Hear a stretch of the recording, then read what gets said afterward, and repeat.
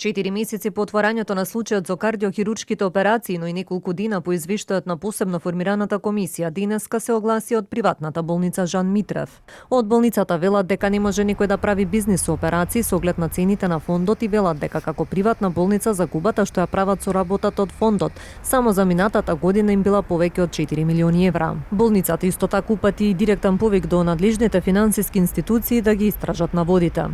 Загубата што ја правиме со работата од Фондот за здравствено осигурување само за минатата 2024 година е повеќе од 4 милиони евра. Тоа значи дека само минатата година од она што сме го заработили од приватни пациенти за услуги кои не се под Фондот за здравствено осигурување, сме го субвенционирале фондот со 4 милиони евра за да ги исполниме врските кои сме ги презеле со договорот и да не ги оставиме пациентите непомогнати во животното загразувачка состојба во која се наоѓале. Жан Митрев клиника бара да дојдат од надлежните финансови институции и да утврдат дали е можно да се прави бизнис, како што некои тврдат, со овие цени кои се од Фондот за здравствено осигурување.